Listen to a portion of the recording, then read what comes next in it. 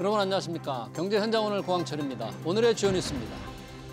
투자은행 모건 스탠리가 미국의 관세 전쟁을 빙산에 비유하며 SK하이닉스에 대한 우려를 제기했습니다. 모건 스탠리는 HBM 고대역폭 메모리는 칩 패키징 성장 둔화로 큰 위험에 처해 있다며 메모리 반도체 업종 선호주로 삼성전자를 꼽았습니다. 모건 스탠리는 작년 9월 반도체 겨울 보고서를 내며 SK하이닉스의 목표 주가를 절반으로 낮췄는데 당시 엉터리 분석이었다는 평을 받았습니다. 트럼프 대통령의 장남 트럼프 주니어가 30일 한국을 방문해 주요 대기업 총수들과 만납니다. 재계는 이재용 삼성전자 회장, 최태원 SK그룹 회장, 정의선 현대차그룹 회장, 구광모 LG그룹 회장 등을 면담할 것으로 보고 있습니다. 트럼프 주니어는 트럼프 2기 행정부의 마쿠 실세로 통하는 인물입니다. 고객 유심 정보가 탈취된 SK텔레콤이 유심 무상교체 지원을 시작했지만 재고 부족으로 대리점 곳곳에서 혼란이 발생하고 있습니다. 다음 달까지 확보할 수 있는 유심 물량이 500만 개에 그치기 때문인데요. SK텔레콤은 불법 유심 복제 예방을 위해 유심 보호 서비스를 가입해달라고 당부했는데 대기자가 많아 접속이 사실상 불가능합니다. 취임 100일을 맞는 트럼프 미 대통령이 관세를 앞둔 미국 우선주의로 세계 무역 질서를 뒤흔들고 지지율도 최저 수준으로 떨어졌습니다. 최악으로 치닫던 미중 관세 전쟁은 완화 조짐을 보이고 있지만 뚜렷한 대화의 진전은 없습니다. 우리나라도 미국과 지난주 1차 협의를 마쳤는데요. 트럼프 취임 100일의 평가와 향후 관세 전쟁의 전망까지 이어지는 집중 진단에서 살펴보겠습니다. 경제현장 오늘은 SBS BJ앱과 유튜브에서도 실시간 시청 가능합니다. SBS BJ앱을 다운받아 시청하면 더 많은 정보와 뉴스를 볼 수 있습니다.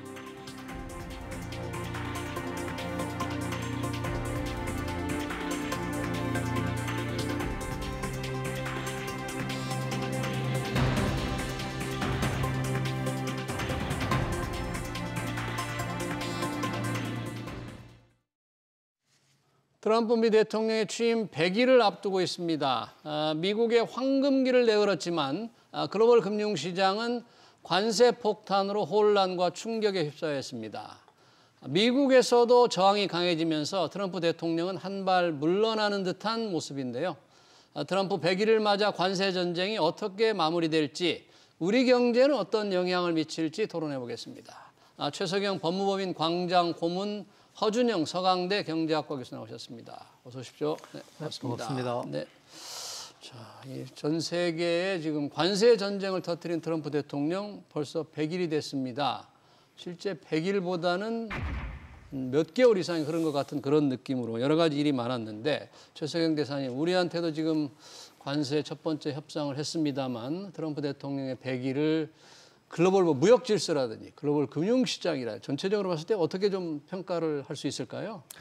네, 트럼프 취임 지금 100일을 이제 곧 맞이하게 됐는데 충격과 공포의 연속이고 더 심각한 문제는 아직도 진행 중이고 앞이 보이지 않는다 하는 것이 이제 가장 이제 불행한 일이라고 할 수 있겠습니다. 예. 트럼프 취임 이후에 이제 미국을 다시 위대하게 이 슬로건 하에 취임을 하고 고관세를 무기로 해서 그러니까 뭐 보편관세, 그다음에 상호관세, 품목관세 이런 걸 무기로 해갖고 지금 우방국뿐만이 아니라 중국에 대해 갖고도 이제 굉장히 심각한 이제 그 공격을 해왔습니다. 예. 그럼에도 불구하고 지금 국내의 반발이 너무 심하고 그다음에 이제 시장의 역습이라고 할 수 있을 정도로 지금 금융시장 충격이 이제 가해지는 상황에서 한 발짝 물러섰습니다. 예. 그래서 일단 우방국하고는 협상을 하기로 했고요. 90일간 이제 유예를 하기로 했는데 중국 관세는 여전히 145%를 유지하고 중국도 이제 보복을 하고 있는 이런 상황입니다. 예. 그리고 앞으로 이제 우방국과의 협상도 하나의 관전 포인트고 과연 트럼프가 중국을 어떻게 다룰 것인지 하는 것도 하나의 관전 포인트고 예. 또 하나는 관세 뒤에는 환율 문제와 방위비 문제가 따라올 것이다라고 하는 환율과 방위비까지. 네, 그렇습니다. 네. 여러 가지 과제가 많은데요. 우리도 이제 1차 협의를 했습니다만 사실은 교역 상대국들은 뭐 어떤 폭탄을 맞았고 글로벌 금융 질서는 완전히 지금 혼돈 그 자체인데 금융시장이 뭐 도대체 예측할 수 없는 혼란, 충격을 받았다. 지난 100일간. 뭐 트럼프는 경제가 좋아질 것이다, 증시가 좋아질 것이다 했지만 전혀 거꾸로 지금 진행되고 있다고 봐야 되지 않겠어요? 맞습니다. 지금 트럼프랑 굳이 지금 트럼프 행정부에서 하고 있는 일들을 좋게 해석해 보면 예. 트럼프랑 스캇 베센트 재무장관 같은 사람들이 한 생각은 제가 생각해 이런 것 같습니다. 예. 우리가 지금은 뭔가 구조적으로 미국이 뒤통수를 얻어 맞을 수밖에 없는 경제 구조를 갖고 있고 그렇다면 이것들을 시정해서 결국은 더 나은 세상으로 나아가기 위해서 우리가 일정 부분 좀 감내해야 될 부분이 있다. 뭐 이렇게 생각하는 게 가장 제가 선의로 그들의 정책을 해석하는 거고요. 예. 물론 저는 그렇게 생각하지는 않습니다만. 그래서 저는 이 모든 일들이 지나가고 나서 트럼프 이후에 누군가가 들어왔을 때 과연 미국이 예전과 같은 G1 컨트리로서의 위상을 그대로 가져갈 수 있을 것인가. 가장 크게는 국제 협력을 이끌어낼 수 있고 글로벌 리더십을 지킬 수 있는 그런 국가일 것인가. 분명히 부자는 망해도 3대는 가지만 네. 분명히 제가 생각하기엔 아주 상처가 남을 그럴 정책들을 하고 있는 것 같습니다. 네, 리더십은 이미 많이 훼손이 됐고 다음 대통령이 와서 미국이 전 세계의 어떤 지원 국가 역할을 할 것이냐 그런 의문이 있다 그러는데요. 사실 트럼프 대통령 2기 행정부가 출범하면서 가장 우리가 초미의 관심을 기울였던 게 중국과의 관계잖아요. 그렇습니다.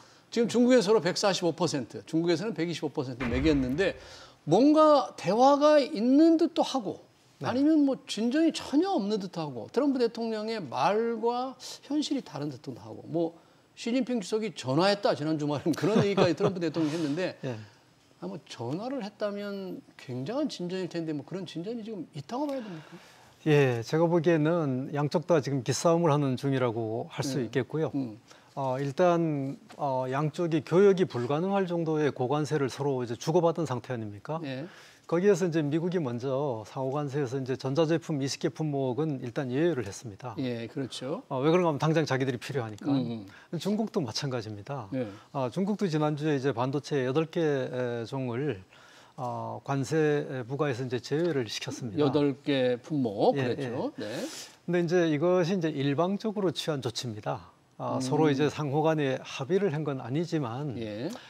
일단 양국 간에 일단 고관세 기싸움을 하는 와중에 고관세를 때려놓고 보니까 이게 교역이 아예 그냥 불가능하게 되니까 피해가 자국 경제든 이제 심각한 피해가 되니까 뭔가 이제 한 발짝씩 물러섰는데 이 자체로 협상이 개시됐다 이렇게 얘기하기는 좀 시기상조라고 볼 수 있겠습니다. 예. 그리고 뭐 전화를 했다 안 했다 이런 걸 떠나갖고 일단 아무리 그 적국이라 그래도 전쟁 중에도 서로 대화는 하는 법입니다. 그래서 이제 뭐 고위급 대화, 정식 협상은 아니라도 예. 실무급 비공식 대화는 이어지고 있다고 보겠습니다. 실무 대화는 좀 이루어지고 있는 게 아닌가. 우리가 네. 대화라고 하면 우리나라처럼 대표단이 미국에 가서 그쪽 대표단과 만나서 테이블에 앉아서 의제를 가지고 얘기를 하는데 지금 전혀 그런 것 같지도 않고 관세 일부 예외도 각자 그냥 발표하는 공식 발표도 아닌 것 같아요. 그러니까 이게 도대체 분위기가 어떻게 돼가고 있나? 정말로 대화가 이루어지고 있나? 뭔가 협상의 뭔가 가능성이 좀 높아지고 있는지를 좀 감을 잡기가 좀 어려운 상황 아닌가 그렇게 보여요 지금. 네, 제가 생각하기에 많은 시청자분들께서 그런 생각하실 수 있을 것 같아요. 아니 관세를 하면 미국도 피해가 된다는데 미국은 왜 도대체 관세를 하는 거지? 미국은? 라는 생각을 하실 수 있을 것 같은데요. 이거는 경제적인 측면뿐만이 아니고 제가 보기엔 정치적인 측면을 봐야 된다고 생각합니다. 정치적인. 실제로 오늘 나온 여론조사를 미국에서 나온 여론조사를 봤더니 예. 트럼프가 이렇게 정책을 하는 데 있어서 불만은 굉장히 많음에도 불구하고 트럼프 핵심 지지층의 지지는 여전히 굳건한 것 같아요. 그 핵심 지지층의 94%가 다시 시계를 돌려도 대통령 선거 때 트럼프를 찍겠다라고 얘기하고 있거든요. 그러니까 어떻게 보면 정치적 양극화가 워낙 심하게 벌어져 있는 상황이고 트럼프라는 사람이 가진 어떻게 보면 세계화에 대한 안티테제 아니 세계화를 통해서 미국이 경제 성장을 조금 더 한 건 사실인 것 같은데 네. 그렇다고 함에도 불구하고 내 일자리가 사라지는 것은 나는 너무 공포스러워라고 하는 미국인들의 마음이 아마 투영돼 있는 것 같습니다. 이런 측면에서는 저희 왜 싸우다가 속으로 그런 생각하잖아요. 저 사람이랑 나랑 싸우면 둘 다 되게 상처를 입을 것 같은데 제일 좋은 엑시트 전략은 뭐냐 하면 누군가 주변에서 말려주는 겁니다. 내가 이거 얘 안 말렸으면 너 죽었어. 뭐 이렇게 얘기하는 거잖아요. 어떻게 보면 미국이랑 그런 제스처들의 일부라고 저는 생각하고 있습니다. 네, 지금은 이제 미중 간의 관세 전쟁이 도대체 말릴 국가라도 있을까? 아니 그리고 서로 뭐 양보할 수 있을까? 참 걱정이 많은데 뭔가 좀 돌파구가 있어야 될 텐데 혹시 시진핑 주석과 트럼프 대통령과 뭐 만날 어떤 글로벌 무대 같은 건 혹시 있습니까 지금? 지금 당장 그 정상회담 같은 건 하반기 쪽에 있는 것 같고요. 예. 장관급 회의 같은 건 있을 수가 있겠습니다만은 지금 이제 뭐 정상이 접촉하는 어떤 그 계기의 문제가 아니라 예. 일단 양국 이제 기싸움이 지금 시작된 단계고 그다음에 이제 더 이상 이것이 이제 악화되면 안 되겠다고 하는 이런 인식을 하게 되는 단계이기 때문에 예. 항상 이제 협상이라고 하는 게 더 이상 갈 곳이 없을 때 협상을 할 수밖에 없는 이제 이런 상황이 되기 때문에 저는 갈등이 고조된 이 상황이 협상이 진행되기 위한 어떤 분위기가 마련되는 단계가 조만간 오지 않겠나 이렇게 예상을 합니다. 그러네요. 경제적으로 아직 핵심 지지층, 트럼프 대통령의 핵심 지지층들은 여전히 관세의 충격이 있더라도 지지한다고 그랬잖아요. 네. 실제 미국 경제에도 그 영향이 충격, 피해가 나타나고 있는 거죠? 서서히 나타나고 있고요. 당장 이번 주에 이제 미국 개인 소비 지출 물가 지수 같은 것들이 발표되는데요. 예. 거기가 이제 얼만큼 예상보다 튀느냐 이런 것들이 슬슬 지표가 나올 것 같고요. 예. 그런 측면에서 지금 중국이 버티는 이유 중에 하나가 시간이 아마 미국 편이 아닐 거다 이런 생각도 있는 것 같습니다. 시간이 미국 편이 아닐 것 같은 거라는 건 중국이랑 미국의 정치 체제를 비교해 보면 중국은 어쨌든 간에 사회주의 국가의 모습을 갖고 있잖아요. 공산당의 일당 독재가 굉장히 강력하고요. 여론에 대해서 그렇게 신경 쓸 필요가 아직은 없고요. 하지만 미국은 당장 내년에 중간 선거가 있고 여러 가지로 민주주의 정치체를 갖고 있기 때문에 이런 경제 지표들이 흔들리거나 아니면 여러 가지 문제들이 생기게 되면 아마 이게 아마 트럼프에 대한 지지율도 지금 굉장히 낮은 상황이잖아요. 그러니까 그런 측면에서 중국도 미국이 그렇게 마냥 버틸 수는 없을 거야라고 생각을 아마 하고 있을 것 같습니다. 그런 측면에서 미국의 경제 지표들, 특히 인플레이션 지표들이나 예. 아니면 GDP 계속 나오고 있는 지표들이 어떻게 꺾이느냐. 그 전에 사실 미국은 노동시장이 굉장히 유연하기 때문에 노동시장 지표들이 먼저 반응을 많이 하지 않습니까? 네. 그런 측면에서 실업률이나 아니면 비농업 부분에 일자리가 몇 개 생기는지 뭐 이런 것들이 어느 정도 빨리 반영되느냐에 따라서 사실 시간이 정말로 트럼프 편이 아닐 가능성이 분명히 있을 것 같습니다. 그러네요. 이제 이번 주에 미국 1분기 GDP도 발표되고 또 고용 동향도 나오고 PCE 물가지수가 나오면 그에 따라서 증시가 또는 채권 시장이 출렁일 때마다 과연 이 관세 정책, 관세 전쟁을 어떻게 해야 될 것인지 조금 행정부도 백악관도 고민이 있을 수 있겠네요. 네, 그럴 것 같습니다. 자, 그런 와중에 우리는 지난주 1차 협의를 마쳤어요, 미국하고. 뭔가 7월 8일, 그러니까 상호관세가 유예되어 있는 7월 8일까지 협의안을 마련하자. 그래서 뭐 7월 패키지를 마련하자. 출발이 좋았다. 관세 협상단의 대표로서 갔던 안덕근 장관이 스스로 얘기했던데 출발이 좋았다. 네. 출발은 좋을 수 있지만 앞으로 이제 어떤 방식으로 진행이 될 거고 어떻게 해야 합니까 지금? 예, 일단 협상 개시가 공식적으로 선언이 됐다고 할 수가 있고요. 그다음에 이제 7월 패키지에 논의될 의제 4가지를 일단 합의한 걸로 지금 알려져 있습니다. 예. 일단 관세 비관세 문제, 예. 그다음에 투자 협력 문제, 그다음에 경제 안보 문제, 그다음에 예. 환율 통화 정책 이 4가지에 대한 큰 카테고리를 일단 합의를 했다고 발표가 돼 있고요. 예.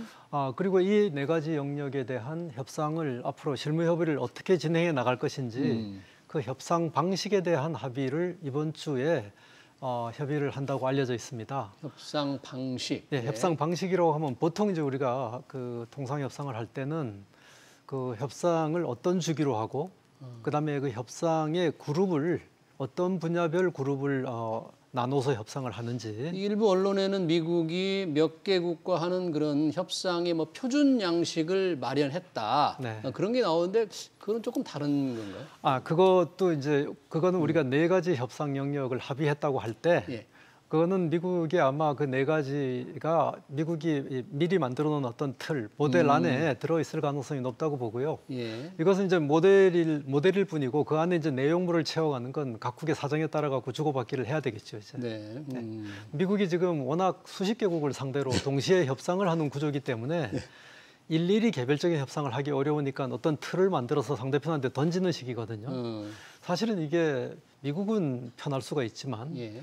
이걸 받아갖고 협상을 하는 상대국은 자국의 특수성이 있기 때문에 예. 이걸 그대로 이 틀에 맞춰갖고 협상을 하는 건 굉장히 어렵습니다.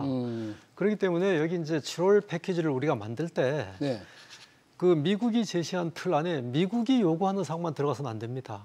우리가 요구하고 우리가 받아야 될 사항들 예. 또 그 안에 포함이 될 수 있도록 그 패키지 구성을 우리가 하는 것이 이제 굉장히 중요한 일이라고 하겠습니다. 네, 미국의 요구사항만 하는 게 아니라 우리의 요구사항. 네 가지 이슈 중에서 관세, 비관세, 투자 협력, 경제 안보, 환율. 이게 환율이 들어가다 보니까 뭔가 원달러 환율, 원화 가치를 좀 비싸게 만들어라.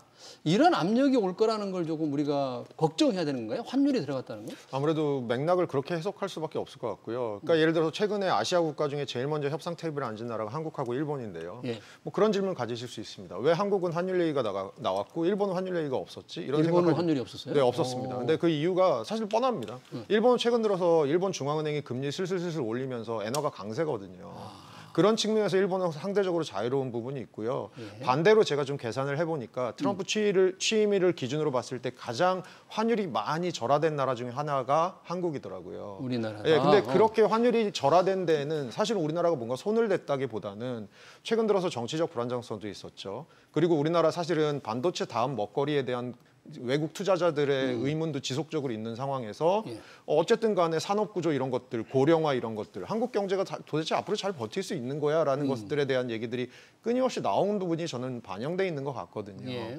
그런 측면에서는 사실 우리 입장에서 굉장히 억울할 수 있는데 사실은 그 평가를 하는 게 누구의 눈이냐면 미국의 눈인 거잖아요. 어떻게 보면 아까 대사님께서는 물론 우리도 원하는 걸 얘기해야 된다고 당연히 맞는 말씀이라고 저는 생각합니다. 하지만 궁극적으로 평가를 하는 것은 미국의 눈, 환율의 평가는 미국의 눈이기 때문에 그런 부분들에서 우리가 원하는 것을 얼마나 얘기할 수 있을지 좀 환율 부분에서 힘든 부분도 있습니다. 네, 환율 부분이 이제 주요 의제로 들어가다 보니까 우리가 뭐 환율 조작국도 아닌데 과연 어떤 압력으로 들어올 것인가 이게 환율 분야가 굉장히 걱정이 많은 것 같아요. 한때 뭐 취임 전에 이 미국의 관세를 때리면서 또 환율은 달러 가치를 떨어뜨리는 방향으로 뭔가 중장기 전략을 이미 세워뒀다. 그게 하나씩 나올 거다. 뭐 그런 얘기들이 좀 있었잖아요. 그렇습니다. 예. 지금 이제 환율 문제가 사실 미국이 구체적으로 어떤 요구를 할지 미리 예단할 수는 없습니다. 뭐 이제 이번 주 중에 미국 환율 보고서가 이제 나오게 되고, 그다음에 작년 11월 보고서에 한국이 이제 환율 조작 관찰 대상국으로 지금 편입이 돼 있는 상황인데, 그건 우리 이제 무역 수지 흑자하고도 이제 직접 관계가 되는 이슈고 이래갖고. 앞으로 이제 미국이 한국에 대해서 특별하게 환율하고 통화 정책에 대해서 어떤 요구를 할지는 좀 두고 봐야 되고요. 그다음에 미국이 추구하는 약달러, 그다음에 저금리 이 문제를 궁극적으로 다 해결을 하려면 다자간 무슨 환율 합의를 중국을 포함한 다자간 합의를 해야 되는데 이것은 한국만 상대로 해갖고 될 일이 아닙니다. 그래서 이것은 환율 문제는 좀 신중하게 우리가 미국의 요구를 한번 잘 경청을 하고 대응을 해 나가면 어떤 방안이 있을 거라고 생각을 하고 있고요. 예. 지금 아까 얘기했던 네 가지 의제, 협상 의제 외에 지금 바깥에 있는 것이 방위비 이슈가 남아 있습니다. 네, 주한미군 방위비 분담금하고. 네, 2주 전에 일본하고 협상을 할 때는 방위비 문제를 거론을 했다고 합니다. 근데 한국하고 협상할 때는 방위비 문제는 별개로 거론한다. 이렇게 이제 또 트럼프가 얘기를 하고 있단 말이에요. 별개다 그랬잖아요.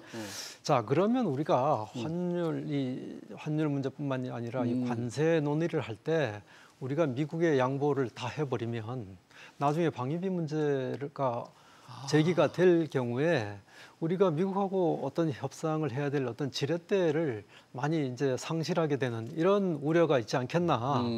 그래서 이제 우리는 방위비 협상을 이건 별개라고 이렇게 주장을 하고 있는데 우리는 작년에 이제 이미 미국이랑 타결을 했지 않습니까? 그렇죠. 그렇기 때문에 협상을 지금 다시 이걸 재개하는 건 부적절하다고 하는 생각이긴 하지만 만약에 미국이 이걸 제기를 한다면 이걸 영구히 거부할 수 있을 수가 있겠냐. 그렇게 어렵다는 거죠. 네. 그렇기 때문에 제가 볼 때는 이 방위비 이슈도 잠재적 의제 하나라고 생각하고 전체적인 패키지를 만드는 노력을 해야 되지 않겠나 이런 생각을 합니다. 나중에 이미 네 가지 의제에서 합의를 하고 났는데 또 다른 이슈로 압력이 들어올 경우 그 압력을 막아낼 수 있는 우리의 무기라든지 카드가 없어진다 그런 얘기네요. 그렇습니다. 근데 일본한테 방위비 문제를 제기를 하고 한국은 빼주겠냐? 안 그럴 거라고 보거든요. 네, 안심해서는 안 되겠습니다. 허준영 교수님 아까 이게 미국에도 이런 관세가 영향이 있지만 IMF는 그런 분석을 했더라고요. 아시아 태평양 다른 지역보다 미 관세 충격이 크다. 중국도 타격이 꽤 셀 것 같은데요. 뭐 중국도 무작정 관세 전쟁에 이게 좀 버티기가 어렵지 않겠어요? 네. 예, IMF가 이번에 4월에 수정 전망 예. 발표하면서 중국의 올해 성장률 전망치를 0.6포인트 지금 퍼센트포인트 낮춘 상황이고요. 예. 사실 그래서 4% 초반대로 지금 내려갔습니다. 사실 중국이 벤치마크로 생각하고 있는 목표 성장률은 거의 매년 5% 정도의 성장률이거든요. 근데 중국이 4% 성장이라고 하는 것은 사실 굉장히 부진한 숫자고요. 예. 사실 이번에 관세 전쟁이 본 스테이지에 가기 전에 뭐 월드뱅크나 OECD 같은 데서는 약간 희망적인 얘기를 내놨던 건 이거는 전 세계의 희망적인 얘기라기보다는 중국이 그럼에도 불구하고 전 세계에서 가장 빠른 의사결정 구조를 갖고 있고 왜냐하면 뭐 여론 같은 거 신경 안 쓰고 공산당에 밀어붙이면 되는 구조를 갖고 있고요. 예. 그리고 정부의 실탄이 아직 남아 있다고 생각해서 정부가 적극적으로 부양 정책을 하다 보면 그래도 4%대 후반 정도는 할 수 있을 거라고 봤거든요. 그게 이번에 IMF에서는 4%대 초반으로 확 깎여 버렸습니다. 그런 측면에서 사실 우리를 또 생각하지 않을 수는 없는 게 예. 2024년 기준으로 미국 수출이 2위고 사실 중국 수출이 1위입니다. 그러니까 그런 측면에서 우리가 중국이 저렇게 미약한 성장을 할 때 전 세계적으로 관세 전쟁이 들어오는 피해뿐만이 아니고 우리가 대중 수출에 있어서도 힘들어지는 피해 거기다가 우리가 좀 더 봐야 될 부분은 중국이 지금 기술력이 굉장히 빠르게 올라오고 있지 않습니까? 예. 그런 측면에서 우리가 앞으로 중국과 같은 어떤 무역 파트너로 옛날에 누렸던 수혜를 그대로 누릴 수 있을지 여기에 대해서 우리나라 경제 걱정이 좀 있는 거죠. 네, 최소영 대사님, 이 지금 협상을 많이 실제 외교 현장에서 많이 해보셨을 텐데 우리가 이제 상황관 수여되는 7월 8일 이전까지 조금 시간을 벌었다고 해야 됩니까? 아니면은 충분하다고 해야 될지 좀 더 먼저 성과를 내기 위해서 조금 앞서서 합의를 하는 게 좋을지 아니면 계속 이렇게 좀 늦춰서 해야 되는 게 좋은지 좀 정부는 서두르지 않겠다 그러는데 그게 정말 좋은 거예요? 지금 그걸 일률적으로 답변하기는 좀 어렵습니다. 왜 그런가 하면 유예가 된 것은 예. 상호관세만 유예가 됐습니다. 상호관세만요. 예. 네. 그러니까 지금 현재도 이미 철강이나 자동차에 부과되는 품목별 관세는 이미 25% 부과가 되고 있습니다. 그렇기 때문에 지금 만약에 이 7월 8일 이전에 타결을 한다면 현재 이미 부과되고 있는 이 관세를 어떤 식으로든지 축소를 하거나 품목별 관세 면제를 예. 시키거나 예. 그다음에 이제 앞으로 부과될 상호관세를 부과되지 않게 하거나 뭐 이런 협상을 지금 시급하게 추진하는 게 이제 필요하다고 보고요. 시한으로 볼 때는 앞으로 뭐 90일이라는 시간이 결코 긴 시간은 아닙니다만은 이 데드라인이 정해져 있는 예. 협상이기 때문에 사실상 더 신속하게 양측이 이제 합의할 수 있는 그런 여건은 마련돼 있다고 봅니다. 네, 협상 시한이 데드라인이 정해져 있지 않으면 더 늘어진다는 거예요. 그렇습니다.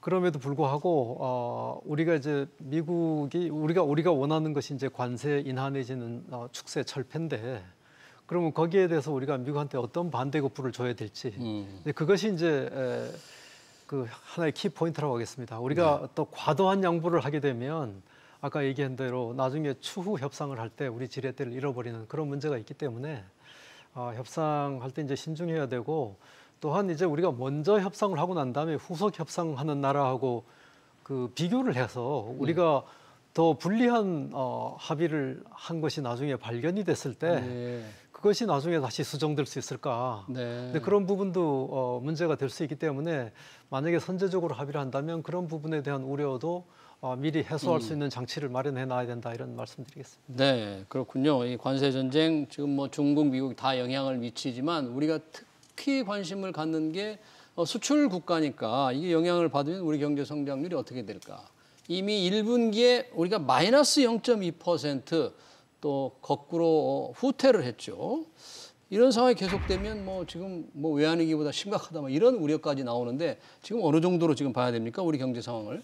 그러니까 관세 정책의 효과 같은 것들에 대해서는 추산치가 다 다른데요. 네. 최근에는 무역협회 기준으로 보면 전 세계 대상으로 미국이 10% 보편 관세를 하면 그게 딱 지금 상호관세를 유예한 지금 상황인데요. 보편 관세만 남아 있는 네, 거죠. 보편 관세만 있으면 전 세계를 대상으로 한 우리나라 수출이 한 2% 정도 감소할 거라고 하는데 우리나라 GDP에서 수출이 차지하는 비중이 한 30% 중반대 되니까 예. 그냥 산술적으로만 계산하면 이것만 해도 우리나라 GDP가 0.6%가 깎이는 효과가 있고요. 네. 여기다가 수출의 직접적인 피해 말고 관세 정책이 불확실하니까 기업들은 투자를 미루고요. 경제 주체들도 소비를 미루고 뭐 이런 일들이 벌어지다 보면 사실 피해가 더 커질 수 있는 부분이 분명히 있을 것 같습니다. 예. 그런 측면에서 사실 IMF는 우리나라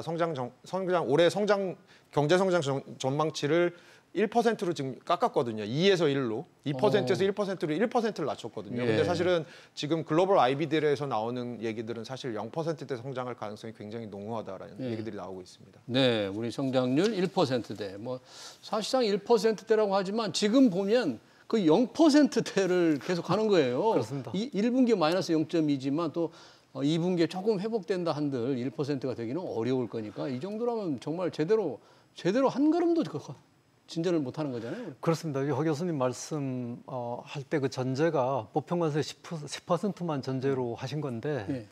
실제로 우리하고 미국하고 상호관세 말고도 한국이 뭐 베트남이라든가 제3국을 경유해서 미국에 수출되는 품목도 엄청나게 많거든요. 그렇죠. 근데 예를 들어 갖고 베트남이나 말레이시아 뭐 이런 아세안 국가들이 받은 네. 상호관세율이 거의 한 40%가 넘습니다. 네. 그러니까 우리보다 훨씬 더 높은 수준인데 우리가 다행히 협상을 잘해갖고 뭐 상호관세를 뭐 면제받는다고 하더라도 예.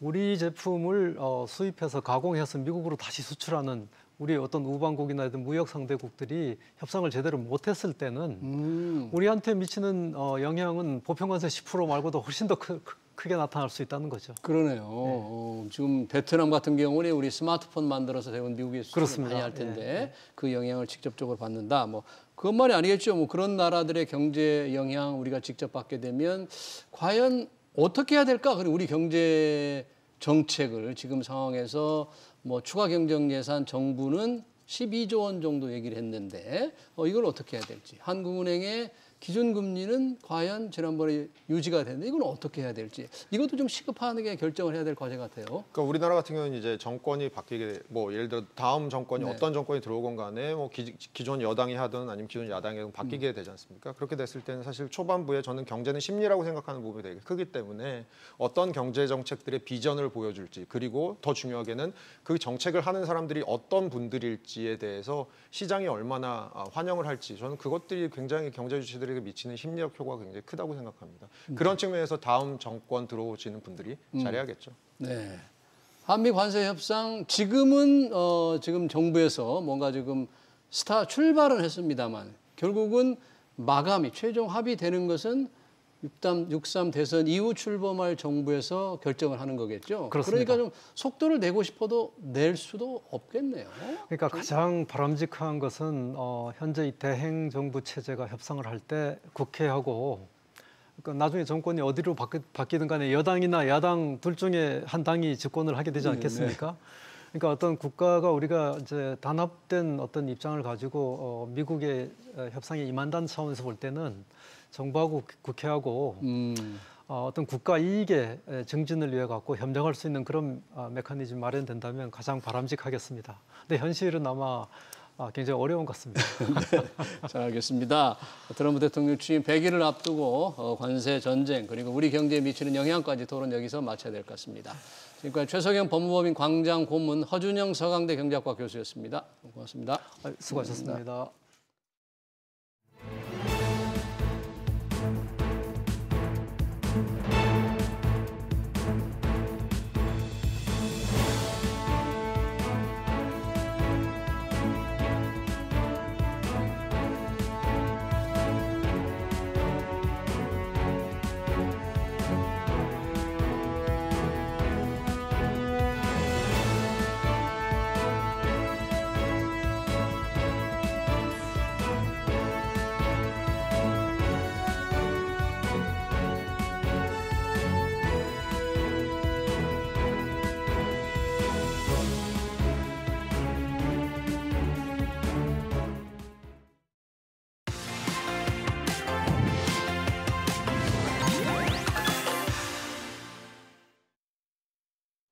네, 트럼프 미 대통령이 도발한 관세 전쟁이 최악을 지나고 있는 걸까요? 뉴욕 증시가 지난주 나흘 연속 상승한 채 마감했습니다. 하지만 일각에서는 S&P 500 지수가 3,700까지 추락할 거란 경고도 흘러나오고 있는데요.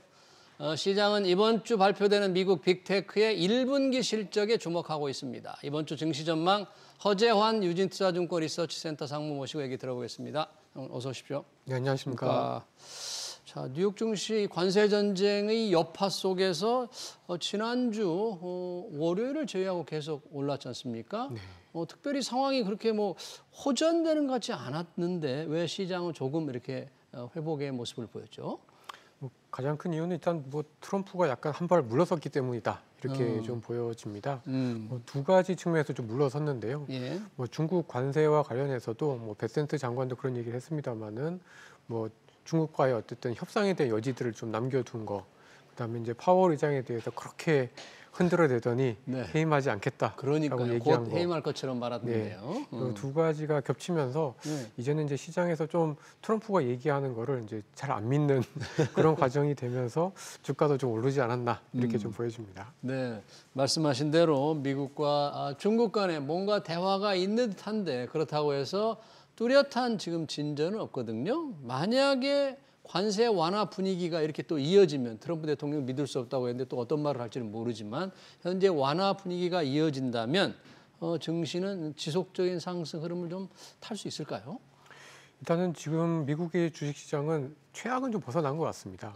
왜냐하면 더 이상의 어떤 관세에 대한 압력 그리고 그 어떤 파월 의장이 뭐 예를 들어서 해임됨으로써 금융시장에 미칠 수 있는 최악의 상황은 일단은 좀 벗어났다 이렇게 좀 볼 수가 있기 때문에 예. 뭐 기본적으로 이제 저점은 좀 벗어난 게 아닌가 이렇게 좀 예상을 해볼 수 있을 것 같은데요. 예. 근데 이제는 뭐 그 관세에 따른 어떤 직접적인 실물 경제에 대한 영향, 그다음에 이제 기업들 실적에 대한 영향이 좀 남아 있는 것 같습니다. 뭐 예를 들면 뭐 결국은 매를 맞을 건데 이제는 이제 몇 대를 맞을 건지가 남은 거죠. 이제 그래서 뭐 최악은 벗어났다. 더 많이 맞을 것 같지는 않은데 어느 정도 얼마나 경제나 기업들의 실적이 나빠질지가 좀 관건이 있는 것 같습니다. 네, 그러니까 실물 경제에 미치는 영향, 그게 곧 기업 실적에 미치는 영향인데 실물 경제라면 뭐 우리가 우려하는 경기 침체가 오느냐 마느냐 이런 것들에 대한 걱정, 그게 어느 정도 현실화되느냐 이런 문제가 남아 있다고 했는데 그런 것 때문인지는 모르겠습니다만 일부 월스트리트 전문가들 비관 전망도 빼놓지 않고 있습니다. 울프 리서치 회사죠. S&P 500이 3,700까지 추락한다? 이건 어떤 근거에서 이런 정도의 경고를 했을까요? 예, 이제 미국 시장 같은 경우에는 대체로 고점에서 한 10% 조정은 한 뭐 매년 1년에 한 2, 3년에 한 번 정도 나타나는 조정인데요. 지금 이제 18.9% 정도 S&P 500이 주가가 좀 빠졌기 때문에 어떻게 보면은 뭐 꽤 많이 조정을 받았다 이렇게 좀 볼 수 있을 것 같습니다. 근데도 불구하고 뭐 울프 리서치와 같은 해외 IB들의 이런 3,700 정도의 주가 하락은 고점 대비해서 거의 40%, 50%에 해당하는 하락이 있거든요. 이런 하락이라는 것은 결국 IT 버블 또는 경기 침체 이런 최악의 시나리오를 좀 반영한 어떤 그 전망이다 이렇게 좀 봐야 될 것 같습니다. 그러니까 예를 들면 미국 경기가 그 침체로 가고 또 미국의 빅테크 기업들의 어떤 그 밸류에이션이 좀 무너지면서 전반적으로 이렇게 좀 나쁜 것들이 이제 겹쳤을 때 S&P 500이 이제 3,700까지 갈 수도 있을 걸로 보는 시각들이 좀 있을 것 같은데 저희는 이제 그렇게까지는 보고 있지는 않고요.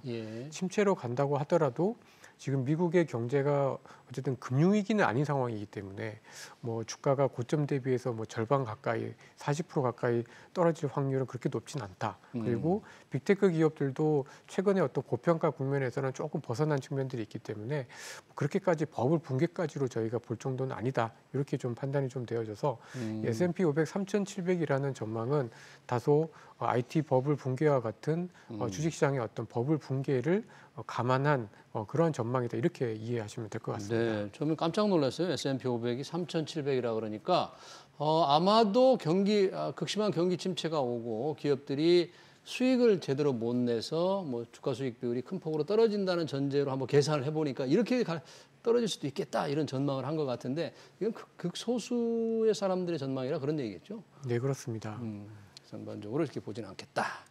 자, 이 증시에 영향을 미치는 게 또 환율인데 요즘 달러 가치가 쭉 떨어지다가 다시 조금 반등을 하긴 했습니다. 최근에 달러화 지수가 뭐 100 밑으로 떨어졌다가 다시 올라오고 관련해서 위안화는 약세를 보이는 듯하다가 다시 올라오고 좀 환율 종잡기 어려운데요. 그런 와중에 이제 달러화에 대한 원화 환율은 1,430원대입니다. 이제 달러 가치가 강세로 조금 방향을 다시 튼 겁니까?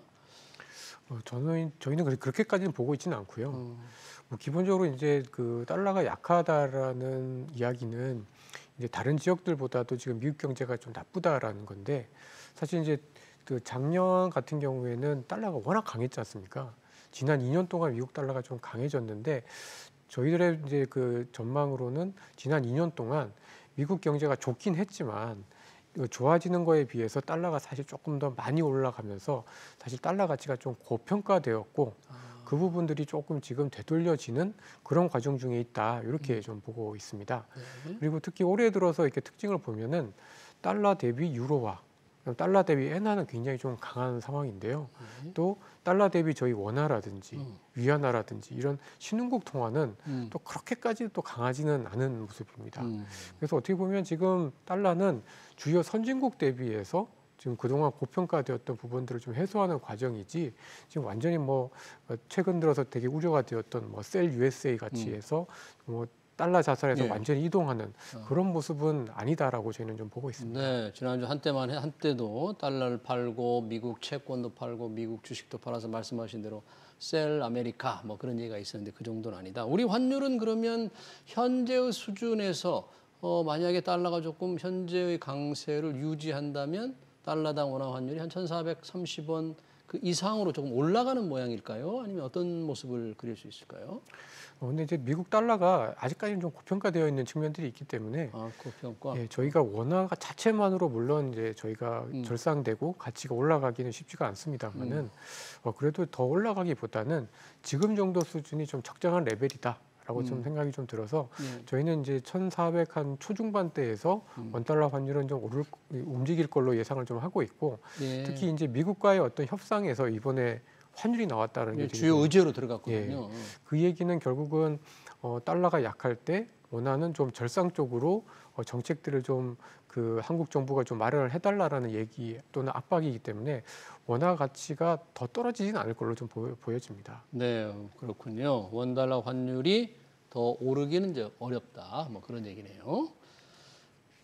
자, 빅테크 주요가로 한번 가보겠습니다.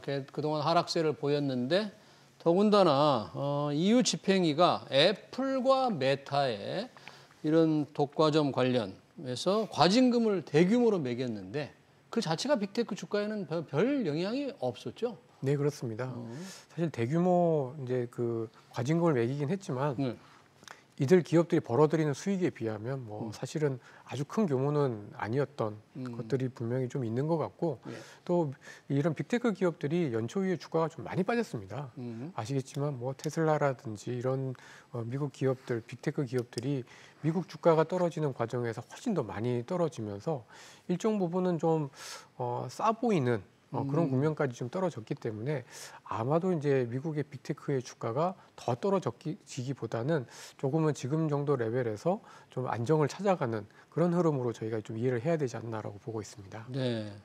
이번 주에 빅테크 기업들 주요 기업의 실적이 발표가 1분기 예정돼 있잖아요. 어떤 기업들의 실적 발표가 예정돼 있는지 대체로 전망은 좀 어떻게 나오나요?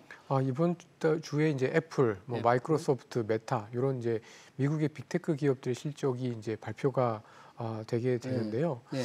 이제 뭐 1분기 실적 자체는 사실은 이제 저희가 그 관세에 대한 영향을 아직은 직접적으로 받지 않은 상황이기 때문에 실적이 크게 나쁘진 않을 걸로 좀 보여집니다. 근데 이제 여기서 좀 저희가 주목해야 될 부분은 아무래도 이제 이런 관세와 관련해서 미국의 빅테크 기업들이 실제로 이제 투자, 특히 데이터 센터라든지 AI와 관련된 투자를 줄이느냐, 뭐 이런 것들인데, 지난주에 발표된 구글, 알파벳의 실적만 보면 굉장히 실적도 좋았고 투자 계획도 여전히 좀 유지를 하는 모습이었기 때문에 AI 관련 투자는 지속한다. 네. 그래서 뭐 애플이나 뭐 마이크로소프트나 메타 역시 뭐 걱정은 있습니다만은 크게 그 AI와 관련된 투자를 줄이거나 하는 조짐은 아직은 없을 걸로 좀 보여집니다. 네, 그러네요. 자, 빅테크 중에서 관심을 갖는 게 테슬라입니다. 일론 머스크 CEO가 워낙에 이 트럼프 행정부 위기에서 깊숙이 활동을 하면서 그리고 주가가 좀 떨어졌는데, 이제 머스크 CEO가 5월부터는 정부 효율부 활동을 대폭 줄이고 테슬라 경영에 집중하도록 노력을 하겠다 이런 얘기를 했잖아요. 네. 그 자체만으로 조금 이제 주가 상승 요인이 뭐 되는 겁니까? 아니면 자동차품 관세 면제 영향을 좀 받는 겁니까? 최근 좀 주가가 오르고 있어요. 아, 네. 그러니까 테슬라 CEO가, 그러니까 머스크 CEO가 이제 그 DOGE 정부 효율위원회에서 활동을 하면서 네. 너무 많은 사람들의 미움을 받았습니다. 네. 그래서 뭐 유럽 국가들로부터는 뭐 불매 운동도 심하고 또 미국에 있는 투자자들 또는 미국에 있는 분들한테도 특히 연방 정부에서 일하고 있는 공무원들로부터는 너무 많은 미움을 받다 보니까 네. 이 테슬라 기업의 어떤 그 전체적인 어떤 심리에도 부정적인 영향을 좀 미쳤던 걸로 보여지는데 예. 아무래도 이게 좀 끝나게 되면 아무래도 이제 이런 분위기에서는 좀 벗어날 것 같습니다. 근데 지금 테슬라 같은 경우에는 뭐 이런 전기차, 그다음에 뭐 머스크 CEO의 어떤 행동도 중요하지만 예. 결국은 전기차에서 뭐 예를 들면 자율주행이라든지 자율주행 부분. 뭐 로보택시라든지 뭐 휴머노이드라든지 이런 다른 성장으로서의 다른 성장 동력을 확보하는 것이 훨씬 더 좀 중요한 시점인 것 같고 예. 이걸 이제 아무래도 이제 머스크 CEO가 오히려 이제 그 정부 효율위원회에서 좀 떨어져서 이 테슬라에 조금 더 신경을 쓰게 되면 이런 혁신의 어떤 성장 동력을 다시 한번 회복시킬 수 있을 거다라는 기대감이 좀 주가에는 조금씩 좀 작용을 하고 있는 것 같아서 이 머스크의 복귀는 아무래도 그 자체만으로도 나름대로는 좀 의미 있는 반전의 포인트는 될 수 있을 것 같습니다. 네, 자율주행, 휴머노이드 로봇 이런 부분에서 뭔가 혁신을 좀 지속한다는 걸 보여줘야만 주가가 좀 지속될 수 있다 그런 얘기네요. 우리 시장으로 와 보면 지금 반도체 SK 하이닉스 1분기 깜짝 실적을 거뒀는데요. 미중 관세 전쟁이 조금 완화되면 뭐 상당히 SK 하이닉스가 빚을 볼 거다 이런 낙관적인 전망이 있는데. 모건 스탠리가 지난 주말에 또 그런 보고서를 냈어요. 모건 스탠리 늘 반도체 관련 보고서 내면 국내 언론도 좀 주목을 하는데 요번에는 또 SK 하이닉스를 또다시 저기역을 하면서 위험이 온다. 빙산이 지금 다가오고 있다. 이렇게 좀 아주 비관적인 전망을 내놨던데 이 부분은 어떻게 해석을 해야 될까요? 예, 아무래도 이 그 뭐 모건 스탠리와 같은 이런 해외 IB들뿐만 아니라 전체적으로 저희 한국의 어떤 반도체를 비롯한 산업이 갖고 있는 특성이 이런 관세라든지 그리고 이제 글로벌 경기의 어떤 그 흐름에 대단히 민감하기 때문에 사실은 저희가 일반적으로 생각했던 것보다는 조금 더 나쁠 수 있는 가능성이 좀 있는 것 같습니다. 근데 이제 제가 이제 그 찾아보니까 예. 이 모건 스탠리가 이제 SK 하이닉스를 저격은 하긴 했는데요. 네. 의외로 또 목표가는 올렸습니다. 이번에 목표가는 올렸어요. 네. 네. 왜냐하면 지난 그 1분기 때 실적이 워낙 더 좋았기 때문에 목표가는 올렸는데 이제 뭐 빙산을 얘기를 하면서 관세에 대한 어떤 피해 그리고 이제 HBM에 대한 여러 가지 좀 부정적인 그 위험들을 좀 이제 얘기를 좀 했는데요. 근데 그런 부정적인 위험과 목표가 올리는 거는 잘 균형이 안 맞는 것 같은데. 맞습니다. 그럼 도대체 분석이 제대로 된 거예요?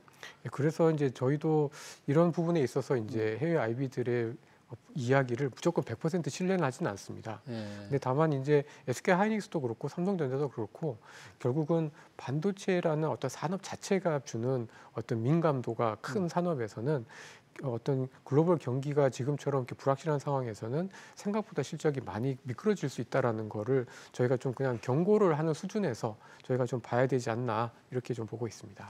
네, 이게 지금 저격을 했지만 목표가를 올렸다 그러는데 한 가지 좀 물어보고 싶은 게 있는데요. 모건 스탠리 같은 회사에서 우리나라 반도체 보고서를 낼 때마다 국내 언론이 돼서 득비라는데 그 안에 정말 국내 반도체 산업을 잘 아는 사람이 있습니까? 우리 국내 증권회사들이 오히려 훨씬 많이 하는 거 아니에요? 뭐 잘 모르는 사람들이 보고서 내는 거 아니에요? 잘 모르는 건 아니고요. 잘 모르네. 이제 해외 IB들의 강점은 네. 네트워크입니다. 네트워크. 그러니까 이제 저희는 이제 주로 한국 업체들을 열심히 보고 뭐 대만 업체들은 이제 직간접적으로 간접적으로 저희가 아는데 이런 해외 IB 같은 경우에는 한국도 보지만 미국과의 네트워크도 있고 대만과의 네트워크도 있고 일본과의 네트워크도 있다 보니까 저희보다 조금은 더 글로벌한 흐름에 네. 예민하다는 장점은 또 좀 있습니다. 네. 그러니까 사실 회사의 어떤 속속들이 또는 경쟁력 이런 것들은 저희가 보기에는 이제 한국 업체들이 한국의 증권사들이 훨씬 더 네. 분석을 잘하는데요. 네. 근데 해외에서 일어나고 있는 일들에 대한 어떤 불안감들을 어쨌든 이런 모건 스탠리라는 해외 하우스가 조금 더 예민하게 반영을 한다 이렇게 좀 봐야 될 것 같습니다. 네, 무조건 또 우리 투자자들이 이런 보고서를 의존하지 않았으면 좋겠네요. 자, 이런 상황에서 그러면 앞으로 조금 우리가 주목해야 될 업종이랄까? 뭐 그동안 방산, 조선 굉장히 상승 동력을 유지했는데 뭐 앞으로도 괜찮을까요? 사실 이제 좀 가격적으로 봤을 때 이런 방산과 조선 업종이 조금은 좀 부담스러운 측면이 있긴 합니다. 근데 이제 그 저희가 분석을 한 거에 따르면은 그래도 방산과 조선 같은 경우에는 앞으로에 대한 어떤 실적에 대한 기대감들을 좀 반영을 한 거기 때문에 조금 가격에 대한 부담은 있지만 여전히 좀 긍정적으로 볼 필요가 있지 않을까 이렇게 좀 판단이 좀 되어지고요. 예. 그것과 더불어서 최근 들어서 좀 각광을 받고 있는 산업으로 저는 내수 방어적인 산업과 바이오 이렇게 좀 말씀드리고 싶습니다. 바이오와 내수 방어적인 산업이라면 어떤 걸? 그러니까 유틸리티나 필수 소비재 같은 것들을 얘기를 하는 건데요. 유틸리티, 에너지나 예, 그 필수 소비재, 필수 소비재 관련. 음식료와 같은 그런 산업들입니다. 음식료. 그러니까 아무래도 이제 이런 산업들이 불황에 가깝고 굉장히 좀 강한 산업이고 아마도 이제 지금 6월 3일 조기 대선을 앞두고 뭐 추경이라든지 금리 인하라든지 이런 그 선거 전후로 해서 어떤 경기 부양에 대한 어떤 기대감들이 내수 소비 산업을 조금 저희가 좀 관점을 좀 더 긍정적으로 볼 수 있는 측면들이 좀 있을 것 같고요. 그리고 금리 같은 경우에도 경기가 워낙 안 좋기 때문에 내려야 되는 상황에서는 한국의 이제 바이오 같은 업종들이 상대적으로 조금 더 부상을 할 수 있다 이렇게 좀 예상을 하고 있습니다. 네, 잘 들었습니다. 지금까지 주간 증시 전망 허재환 유진투자증권 리서치센터 상무였습니다. 고맙습니다.